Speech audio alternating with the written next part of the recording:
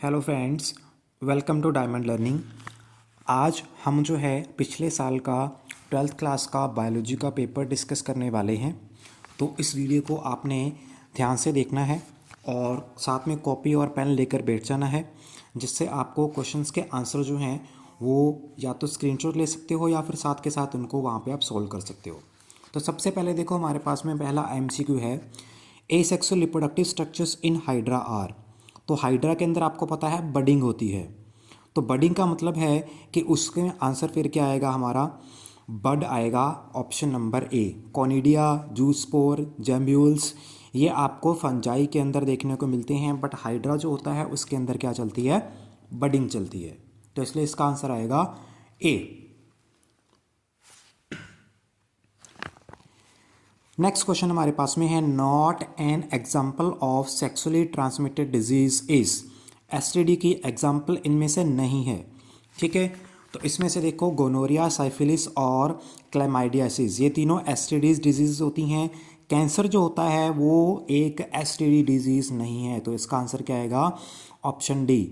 Gonorrhoea नेसीरिया gonorrhoea से होता है, ठीक है। साइफिलिस, क्लैमाइडियासिस, ये भी एक, दोनों जो हैं सेक्सुअली ट्रांसमिटेड डिजीजेस हैं, इसलिए इसका आंसर आएगा कैंसर। चलिए नेक्स्ट क्वेश्चन देखते हैं। अब हमारे पास में क्या है, the genetic code that codes for मैथ्योनिन is. तो मैथ्योनिन के लिए जो कोड करता है वो कौन सा होता है, उसका आंसर आएगा AUG। ये मैथ्योनिन के लिए कोड करता है, ठीक है। जेनेटिक कोड वाला क्वेश्चन में से आंसर है इसका। आगे है एग्जाम्पल ऑफ लिम्फॉइड ऑर्गन। तो प्राइमरी और सेकेंडरी लिम्फॉइड ऑर्गन्स आपने पढ़े हुए हैं। तो उसमें अब इनमें देखो, ऑप्शन हमारे पास में क्या है, थाइमस है, लिवर है, पैनक्रियाज है और स्टमक है। तो इसमें से देखो आपका आंसर क्या आएगा, ऑब्वियसली थाइमस आएगा, क्योंकि टी लिम्फोसाइट और बी लिम्फोसाइट की बात करते हैं। तो बोन मैरो के अंदर दोनों बनते हैं, लेकिन टी लिम्फोसाइट बाद में आकर थाइमस में मैच्योर होते हैं।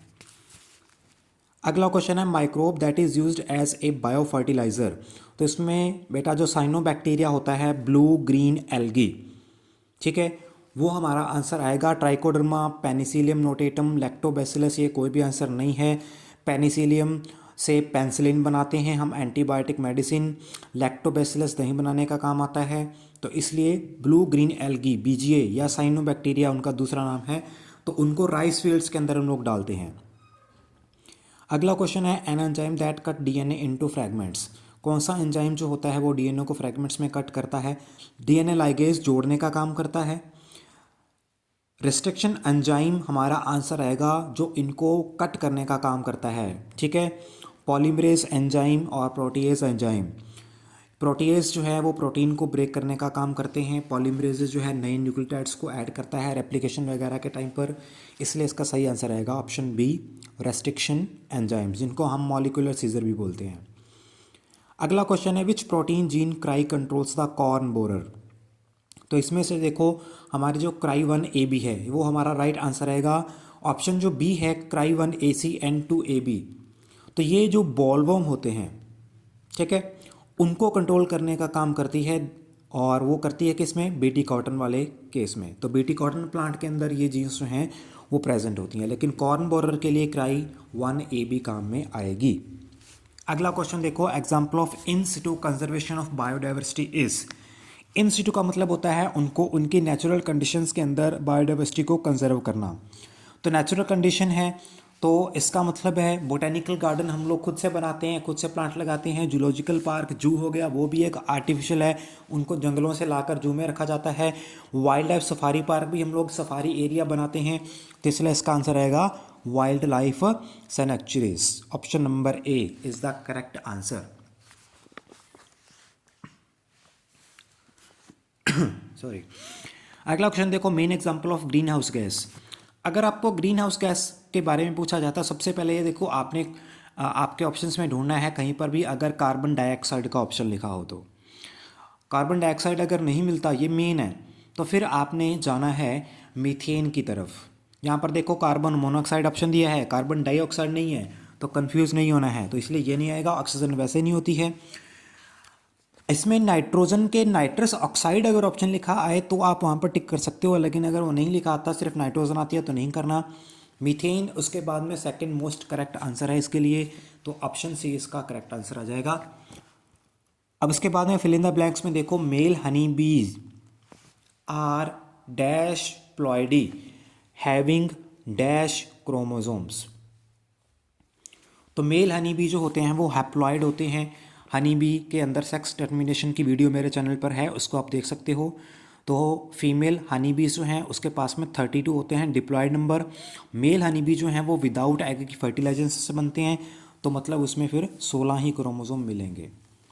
आगे है, insulin used for diabetes were extracted from the dash organ of slotted pigs and animals. तो पहले हम लोग जो हैं जानवरों से निकालते थे इंसुलिन, तो उनके पेनक्रियाज से हम लोग इंसुलिन निकालते थे। आजकल हम लोग जो हैं क्या करते हैं, जेनेटिकली मॉडिफाइड तरीके से इंसुलिन की प्रिपरेशन करते हैं अपनी जेनेटिक इंजीनियरिंग से। आगे है, the rate of biomass production is called. तो इकोलॉजी वाले पोर्शन में से है, तो the rate of biomass production is called productivity. उसको क्या बोलते हैं, प्रोडक्टिविटी बोलते हैं, जो कि दो टाइप की होती है। ठीक है, प्राइमरी प्रोडक्टिविटी होती है, सेकेंडरी प्रोडक्टिविटी होती है, और इसी तरीके से GPP होती है, ग्रॉस प्राइमरी प्रोडक्टिविटी होती है। उसमें से रेस्पायरेशन माइनस कर दोगे तो आपकी नेट प्राइमरी प्रोडक्टिविटी निकल कर आ जाती है। चलो आगे क्वेश्चन है, the world summit on sustainable development held in 2022 in dash south Africa. South Africa के किस शहर में जो है ये हुई थी, तो उसका आंसर आता है जोहान्सबर्ग। इसका थोड़ी सी प्रोनाउंसिएशन देख लेना, जोहान्सबर्ग, सॉरी इसका जो है एक्चुअल प्रोनाउंसिएशन आएगा, माय मिस्टेक। ठीक है, तो जोहान्सबर्ग जो है इसका सही आंसर हमारा आता है। चलिए, तो हमारे MCQ और fill in the blank complete होते हैं। आगे क्वेश्चन हमारे 1 वर्ड या 1 लाइन के हैं, जो एक एक नंबर के आते हैं हमारे। सबसे पहला है एक्सटर्नल फर्टिलाइजेशन। तो एक्सटर्नल फर्टिलाइजेशन का मतलब है कि जिसमें जो मेल और फीमेल गैमीट्स जो हैं, चाहे प्लांट है चाहे एनिमल है, वो फीमेल रिप्रोडक्टिव ऑर्गन में नहीं फ्यूज़ करते हैं, बाहर फ्यूज़ करते हैं, फर्टिलाइज करते हैं, तो वो हमारी एक्सटर्नल फर्टिलाइजेशन होती है। जैसे फ्रॉग के केस में हमें एग्जांपल देखने को मिलती है। ठीक है, उसके बाद है जिफ्ट की फुल फॉर्म, इसकी होती है जाइगोट इंट्राफेलोपियन ट्रांसफ़र। तो ये इसकी फुल फॉर्म आ जाएगी। असिस्टेड रिप्रोडक्टिव टेक्नोलॉजीज़ की ये एग्जांपल होती है। रिप्रोडक्टिव हेल्थ वाले 4 चैप्टर के अंदर ये क्वेश्चन होता है। अगला क्वेश्चन देखो हमारा है, the phenotype of capital R small Y genotype seeded plant will be. तो फिनोटाइप पूछा है, तो कैपिटल आर हमारा राउंडनेस ऑफ सीड शेप के और रिप्रेजेंट करता है। स्मॉल आर होता है तो वो रिंकल्ड होती है। ठीक है, कैपिटल वाई हमारा येलो कलर ऑफ सीड जो है रिप्रेजेंट करता है, लेकिन यहाँ पर स्मॉल वाई है तो स्मॉल वाई होता है ग्रीन कलर के लिए। तो इसका मतलब है ये कौन से वाला फिनोटाइप बनेगा, राउंड एंड ग्रीन कलर का सीड आएगा। सिंपल क्वेश्चन है बहुत ही। ट्रांसजेनिक एनिमल्स, तो ट्रांसजेनिक एनिमल या जेनेटिकली मॉडिफाइड ऑर्गेनिजम्स, वो जिनके अंदर हम लोग क्या करते हैं, जेनेटिक इंजीनियरिंग के थ्रू मॉडिफिकेशन करते हैं अपनी जो है डिज़ायर्ड करेक्टर लाने के लिए, वो जीन्स या जेनेटिक मटेरियल डाला जाता है, जैसे रोजी काऊ है। ठीक है, तो ये एग्जांपल हमारी ट्रांसजेनिक एनिमल की हैं। माइस जो है हम बहुत यूज़ करते हैं। अगला है एडिनोसिन डीएमिनेज का फंक्शन। तो इसका फंक्शन होता है कि ये जो है एडिनोसिन और डीऑक्सी एडिनोसिन की इरिवर्सिबल डीएमिनेशन करता है, जिससे वो क्या करता है, इनोसिन एंड डीऑक्सी इनोसिन की प्रोडक्शन करता है। तो यहाँ पर देखो इतना मुझे लिखना संभव नहीं है, इसलिए मैंने कहा कि पेन कॉपी साथ में लेकर बैठ जाना है, तो वीडियो को रोक कर सुनकर आप अपना आंसर नोट कर सकते हो। अगला क्वेश्चन है, न्यूक्लियोसाइड के कंपोनेंट क्या क्या हैं। तो नाइट्रोजन बेसिस और शुगर को अगर हम ऐड करते हैं तो वो हमारा एक न्यूक्लियोसाइड बनता है डीएनए के केस में। ठीक है, तो नाइट्रोजन बेसिस आपको पता है प्यूरिन और पिरिमिडिन होते हैं, adenine guanine thymine cytosine DNA के केस में।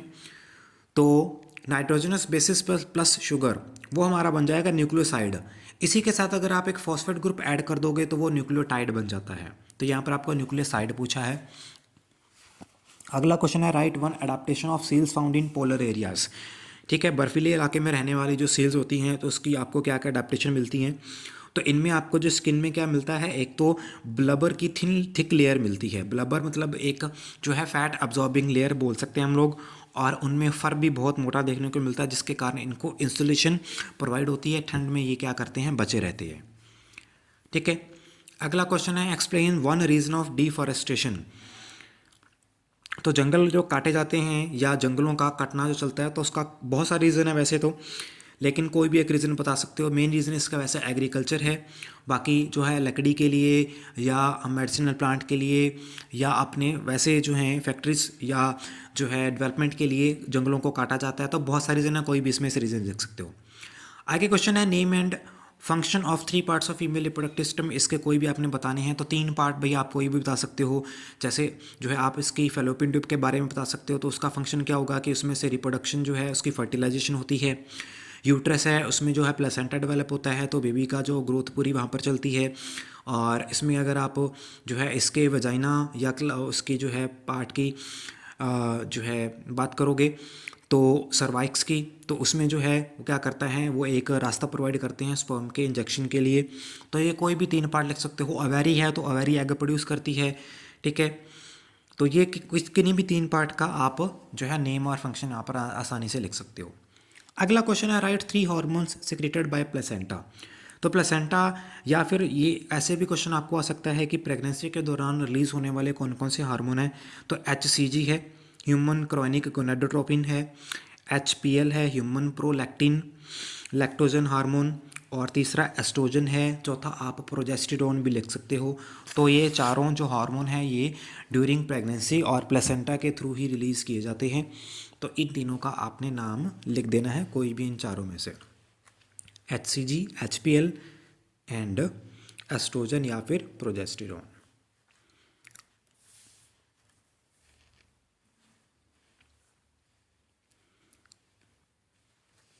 चलिए अगला क्वेश्चन हम देखते हैं। Explain incomplete dominance with example. तो इनकम्प्लीट डोमिनेंस आपको पता है जिसमें जो है मेंडेलियन रेशो 3:1 या 1:2:1 का आपको जीनोटाइपिक रेशो नहीं देखने को मिलता। तो ये एग्जांपल आपको देखने को मिलती है स्नैपड्रैगन प्लांट के अंदर जो फ्लावर का कलर पिंक आता है।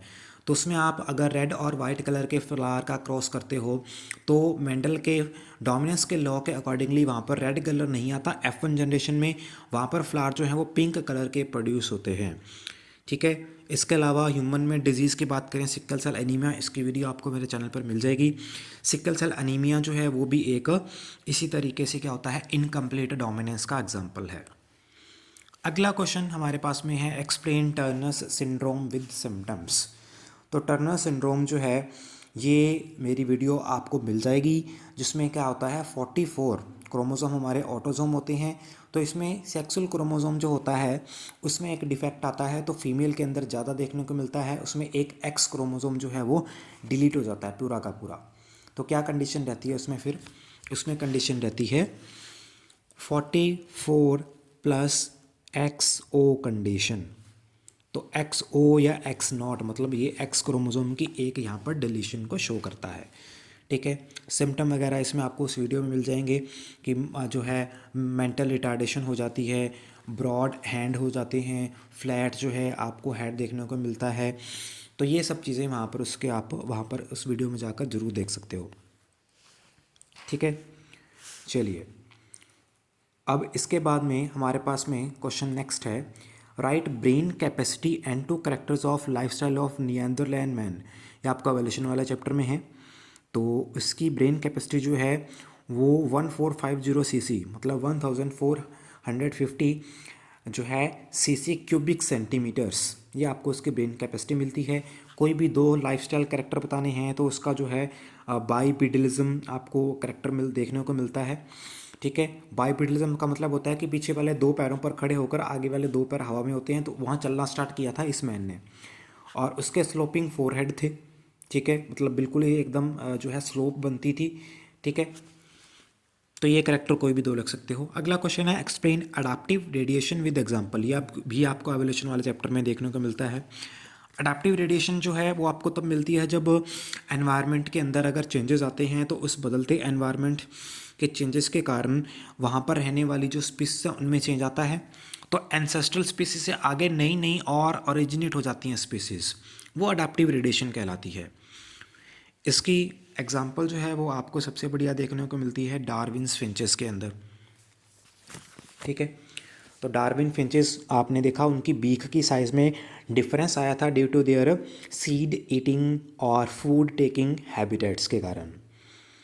ठीक है, तो ये एग्जांपल आपकी वहाँ पर आ जाएगी उसमें। चलो अगला क्वेश्चन देखते हैं, डिफाइन इनब्रीडिंग। इनब्रीडिंग का मतलब होता है कि जब सेम स्पीसीज के ऑर्गेनिजम्स के बीच में ही रिप्रोडक्शन जो है वो हम लोग कंटिन्यू करवाते रहते हैं लगातार, तो वो इनब्रीडिंग होती है। तो ऐसा एनिमल जो इंटरस्पेसिफिक हाइब्रिडाइजेशन से डेवलप हुआ है, तो इसके एग्जांपल बतानी है। इसके एग्जांपल आपको देखने को मिल जाएगी जो म्यूल होता है। ठीक है, तो म्यूल की डेवलपमेंट जो है वो कहाँ से होती है? म्यूल की डेवलपमेंट चलती है फीमेल हॉर्स और मेल डंकी की जो है अगर फर्टिलाइजेशन या हाइब्रिडाइजेशन करवाई जाती है। ठीक है, तो mule, female horse and male donkey, तो ये एक एग्जांपल आप लिख सकते हो। इसके अलावा लाइगर भी एग्जांपल है। ठीक है, वो भी आप देख सकते हो, कंसीडर कर सकते हो। तो क्वेश्चन बहुत ही आसान है और इस बार का पेपर भी आपको आएगा, बहुत ही ईजी आएगा। अगला question match the calling column है हमारा, हमें नेम ऑफ द क्रॉप दी गई है और दूसरे कॉलम में हमें उसकी डिजीज़ रेजिस्टेंट वैरायटी दी गई है, तो उसको आपने मैच करना है कौन सी सही है। तो काओ पी जो होती है सबसे पहले, ये पूसा कोमल वैरायटी है, इसकी डिजीज़ रेजिस्टेंस, तो ए जो है सेकंड के साथ में करेगा। कॉलीफ्लावर जो है इसकी पूसा शुभ्रा होती है, तो बी जो है वो किसके साथ करेगा? थर्ड ऑप्शन के साथ मैच करेगा। तो बचा कौन सा? चिली की वैरायटी बच गई है पूसा सदाबहार, तो वो फर्स्ट के साथ में मैच कर जाएगा। तो ये वैरायटीज़ भी आपने याद रख लेनी है, डिजीज रेजिस्टेंस वैरायटी के बारे में भी ऐसे क्वेश्चन आपको आ जाते हैं।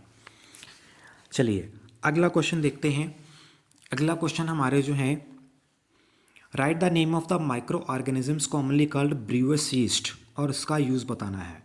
तो ब्रीवरी या फिर बेकर यीस्ट, ये दोनों ही जो है वो एक यीस्ट होती है जिसका नाम है सैकेरोमाइसिस सेरेविसी। ठीक है, इसी को ही ब्रीवर्स यीस्ट बोलते हैं, इसी को बेकर यीस्ट बोलते हैं। तो ब्रीवरी में अगर यूज़ करने को पूछा है तो ब्रीवरी में यूज़ आप क्या लिख सकते हो कि इससे हम लोग बेवरेजेस बनाते हैं, चाहे वाइन है, विस्की है, रम है, ब्रांडी है। ठीक है, बेकरी में इसका केक वगैरह में बनाने में यूज़ किया जाता है। तो इसके बहुत से यूज़ हैं, कोई भी एक वन यूज़ आपको बताना है, बड़ा ही आसान क्वेश्चन है। अगला क्वेश्चन देखो, right full name of BOD. तो बीओडी होती है बायोकेमिकल ऑक्सीजन डिमांड। कई बच्चे यहाँ पर गड़बड़ी कर देते हैं, वो वहाँ पर बायोलॉजिकल ऑक्सीजन डिमांड लिखते हैं, लेकिन बायोलॉजिकल नहीं आपको लिखना है, बायोकेमिकल ऑक्सीजन डिमांड आपने इसका सही नाम याद रखना है। अब इसके बाद पे पूछा है what is the relation of polluting potential and BOD of waste water. ठीक है, तो इसका क्या रिलेशन होगा? इसका देखो बड़ा ही सिंपल सा आंसर है। बायोकेमिकल ऑक्सीजन डिमांड का मतलब होता है कि किसी भी पॉल्यूटिंग वाटर के अंदर जितने ज़्यादा पॉल्यूशन होगा, पॉल्यूटिंग पोटेंशियल उसका उतना हाई होगा, उतनी ही वहाँ पर उन बैक्टीरिया को ऑक्सीजन की ज़रूरत पड़ेगी उसको डिज़ोल्व करने के लिए, डिग्रेड करने के लिए। ठीक है, क्योंकि वो क्या होते हैं? एरोबिक बैक्टीरिया होते हैं। तो जितना ज़्यादा पॉल्यूटिंग पोटेंशियल उतनी ही ज़्यादा बीओडी हाई, जितना पॉल्यूटिंग पोटेंशियल कम होगा उतनी ही बीओडी भी कम हो जाएगी। बड़ा सिंपल आंसर है। चलो आगे क्वेश्चन है हमारे पास में, draw a labelled diagram of sparged stirred tank bioreactor. तो ये आपको बायोटेक्नोलॉजी वाले चैप्टर में जो है उसमें से क्वेश्चन आया है। तो इसका डायग्राम जो है आप बुक में से देख सकते हो, एनसीईआरटी की बुक में या आपकी स्टेट बोर्ड की बुक में आराम से मिल जाएगा। आगे explain any one feature of cloning vector, तो कोई भी एक फीचर बताना है। तो क्लोनिंग वेक्टर के वैसे तो बहुत सारे जो हैं फीचर होते हैं, जैसे सबसे मेन फीचर इसका है कि cloning vector should have an origin of replication, ऑरी वो होनी चाहिए जहाँ से रेप्लिकेशन स्टार्ट कर सकता है। It should have selectable marker site, उसके पास में सिलेक्टेबल मार्कर साइट्स होनी चाहिए। उसके पास में रेजिस्टेंस जीन होनी चाहिए, जैसे एम्पेसिलिन या टेट्रासाइक्लिन रेजिस्टेंस जीन जो हैं आपके पास में PBR322 प्लाज्मिड वेक्टर के पास में होती हैं। तो कोई भी एक फीचर लिख सकते हो, बिल्कुल इजी क्वेश्चन है। आगे लॉन्ग क्वेश्चन है, right the name of the pathogen of amoebiasis. ठीक है, या अमीबिक डाइसेंट्री, इसका जो है आप वहाँ पर बताना है। तो इसका पैथोजन जो होता है वो होता है एंड अमीबा हिस्टोलिटिका। ठीक है, इसके दो सिम्टम और सोर्स ऑफ इन्फेक्शन बताने हैं। तो सिम्टम इसके क्या हैं? एक तो कॉन्स्टिपेशन है, कब्ज़ हो जाती है। एब्डोमिनल पेन हो जाता है, क्रैम्प्स उठते हैं हमारे एब्डोमेन के अंदर, पेट के अंदर, और जो स्टूल आता है, वेस्ट मटेरियल आता है, उसमें एक्सेस म्यूकस और ब्लड क्लॉटिंग जो है वो देखने को मिल जाती है। तो ये इसके जो है सिम्टम है। सोर्स ऑफ इन्फेक्शन जो है, वैसे तो हाउस फ्लाइज के द्वारा ये ट्रांसमिट किया जाता है, ये तो है ट्रांसमिशन, लेकिन सोर्स इन्फेक्शन कहाँ है कि जैसे हाउस फ्लाइज किसी भी जो है इन्फेक्टेड वाटर और फूड को कंटेमिनेट कर देती हैं, ठीक है, फेशियल मैटर से वो वहाँ पर जाती हैं, अपने वाटर को, फूड को कंटेमिनेट कर देती हैं। तो वही अगर ड्रिंकिंग के लिए आप पानी यूज़ कर रहे हो या फूड आप खाने को यूज़ कर रहे हो, तो वही ड्रिंकिंग वाटर और फूड जो है वो हमारा क्या होता है, सोर्स ऑफ इन्फेक्शन बन जाता है, ठीक है। तो ये आपको ह्यूमन हेल्थ एंड डिजीज़ वाला चैप्टर में मिल जाएगा। इसकी वीडियोस मैं अभी उसी पे वर्क कर रहा हूँ। 2-3 वीडियोस जो हैं इसकी मैंने आपके ऑलरेडी चैनल पे डाल रखी हैं, बाकी वीडियोस भी आपको जल्द ही मिल जाएंगी। अगला क्वेश्चन इकोलॉजी से, what are stenothermal organisms. Steno का मतलब होता है जो नैरो रेंज ऑफ टेम्परेचर को टॉलरेट कर पाते हैं, ज़्यादा वाइड रेंज ऑफ टेम्परेचर को नहीं जो है वो सह पाते, वो स्टेनोथर्मल ऑर्गेनिज्म होते हैं। तो एग्जांपल जैसे पेंगुइन है, पाइथन है, क्रोकोडाइल है, और इसका आपने क्या करना है, डायग्रामेटिक रिप्रेजेंटेशन करना है ऑर्गेनिज्म रिस्पॉन्स का। तो ये जो है 3 तरीके के आपको कर्व वाला ग्राफ मिलता है उस चैप्टर के अंदर, ठीक है। उसमें आपको इन दोनों का दिखाया जाता है कि कौन से वाले बिल्कुल स्ट्रेट रहते हैं, जिनको ज़्यादा फर्क नहीं पड़ता टेम्परेचर से, कौन से वाले जो हैं स्टार्टिंग में जो है लो लेवल पर अपनी अर्ली एज में वो टेम्परेचर को नहीं सह पाते, बाद में कर पाते हैं, और कुछ जो है उसका अपोजिट होते हैं। तो ये वाला ग्राफ आपको वहाँ पर बनाकर दिखाना है, ठीक है। अगला क्वेश्चन है, define ecological succession, explain hydrarch and xerarch succession. Ecological succession का मतलब होता है किसी भी जगह पर कोई भी जो है ऑर्गेनिज्म वहाँ पर ग्रो करता है, सबसे पहले सक्सेशन स्टार्ट करता है, लाइफ की शुरुआत करता है। जैसे बेयर रॉक्स पर हम लोग कहते हैं लाइकेंस वगैरह सबसे पहले ग्रोथ करते हैं। तो कोई भी सक्सेशन होती है, चाहे वो हाइड्रार्क है चाहे जीरार्क है, वो मिजार्क कंडीशन की तरफ जो है रुख करते हैं। तो हाइड्रार्क कंडीशन जैसे सबसे पहले बहुत ज़्यादा पानी है, फिर वो पानी सूखता है, आसपास में उसके कीचड़ में पौधे उगते हैं, फिर वो धीरे धीरे पानी सूखते हैं, पानी कम होता है, फिर वो स्टेबल हो जाता है, थोड़ा बहुत पानी, थोड़े बहुत प्लांट, और धीरे धीरे वहाँ पर पूरा एक इकोलॉजी सक्सेशन स्टार्ट हो जाती है। जीरार्क कंडीशन, बहुत ज़्यादा मिट्टी थी, उस पर धीरे धीरे जो है वो पत्थर होते हैं, उन पर लाइकन ग्रो करते हैं, फिर वहाँ पर धीरे धीरे जिम्नोस्पर्म जो है, ब्रायोफाइटा, टेरिडोफाइटा, जिम्नोस्पर्म और एंजियोस्पर्म ग्रो करते हैं। तो वो मिजार्क कंडीशन की तरफ रुख कर लेते हैं। तो ये आपका उस इकोलॉजी वाले चैप्टर में है, बड़े आसान क्वेश्चन है, आप आराम से अटेम्प्ट कर सकते हो। अगले क्वेश्चन देखो, डिफाइन पॉलिनेशन, ये आपका सेकंड चैप्टर में से आ गया, आपका फर्स्ट चैप्टर में से आ गया। पॉलिनेशन आपको पता है क्या होती है, the transfer of pollen grains from the anther of आपका जो है मेल रिप्रोडक्टिव जो ऑर्गन होता है, ठीक है हमारा, उसमें से एंथर से निकल कर जो है वो फीमेल के स्टिग्मा के ऊपर जाकर लगते हैं, वो हमारी पॉलिनेशन होती है। डबल फर्टिलाइजेशन हमारी क्या होती है, जिसमें आपने देखा था पॉलन ट्यूब जब ग्रोथ करती है तो 2 मेल गैमीट बनते हैं उसमें, एक मेल गैमीट तो एग के साथ में फ्यूज़ कर जाता है, दूसरा मेल गैमीट सेकेंडरी न्यूक्लियस के साथ में फ्यूज़ करके पहले प्राइमरी एंडोस्पर्म न्यूक्लियस और उसके बाद में एक टिपिकल एंडोस्पर्म की फॉर्मेशन करता है, तो वो डबल फर्टिलाइजेशन है। उसके बाद में एक फर्टिलाइज्ड एम्ब्रियोसाइक का लेबल डायग्राम बनाना है, तो वो आपको सेकंड चैप्टर के अंदर आसानी से मिल जाएगा। वही आपको डायग्राम जो है एम्ब्रियोसाइक का टिपिकल जो है आपका ऑर्थोट्रोपस जो एनाट्रोपस, ये 2 तरीके के मीन आपको देखने को मिलते हैं, उनका डायग्राम आपने बना देना है। चलिए अब उसके बाद में हम लोग देखते हैं कि नेक्स्ट क्वेश्चन हमारे पास में कौन सा आता है। नेक्स्ट क्वेश्चन जो है हमारे पास में क्या है, डिफाइन जीनोगैमी पॉलिनेशन, इसी का ऑप्शन में है। जीनोगैमी क्रॉस पॉलिनेशन का ही अदर नाम होता है।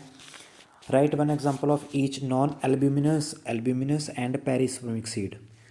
तो नॉन एल्ब्यूमिनस सीड जो होते हैं जिनके अंदर एंडोस्पर्म यूज्ड अप हो जाता है डेवलपमेंट के दौरान एम्ब्रियो की, और वो बचता नहीं है, तो बीन, ग्राम, ये नॉन एल्ब्यूमिनस सीड हैं।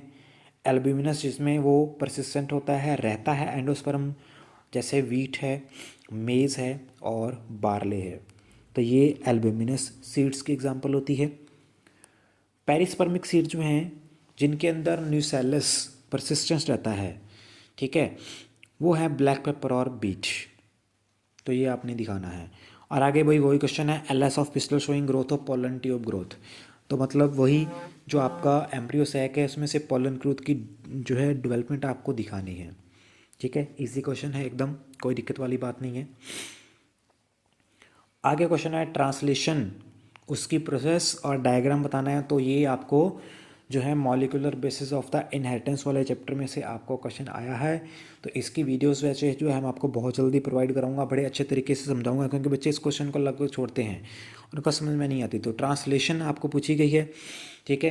तो रेप्लिकेशन, ट्रांसक्रिप्शन, ट्रांसलेशन, ये तीनों आपकी होती हैं, ये आपको बता देंगे। पॉइंट म्यूटेशन से होने वाली एक डिजीज़ सिकल सेल अनीमिया लिख सकते हो, ठीक है, आसान है। लैकोपेरन का एक्सप्लेन करना है और डायग्राम भी बनाना है। तो लैक्टोबैसिलस लैक्टोस जो होता है हमारा, वो खुद ही इंड्यूसर का काम करता है, तो वो लैकोपेरन होता है। इसमें आप देखते हो ऑपरेटर जीन होती है, प्रमोटर जीन होती है, और 3 स्ट्रक्चरल जीन्स जो हैं आपको देखने को मिलती हैं, ठीक है। जेड होती है, वाई होती है, ए होता है, ये तीनों आपको स्ट्रक्चरल जीन्स मिलती हैं। तो इसके भी मैं आपको वीडियोज़ आपको बहुत जल्द प्रोवाइड करवाऊँगा।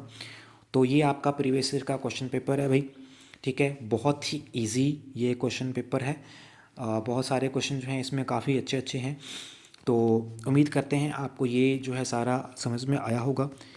अभी बहुत जल्द जो है विदिन ए वीक मैं आपके सामने एक अपना जो है एक्सपेक्टेड जो है मॉडल पेपर लेकर आऊँगा, आपको कौन कौन से एग्ज़ाम में आ सकते हैं। तो हमारे चैनल के साथ में इसी तरीके से आपको जुड़े रहना है। Thank you.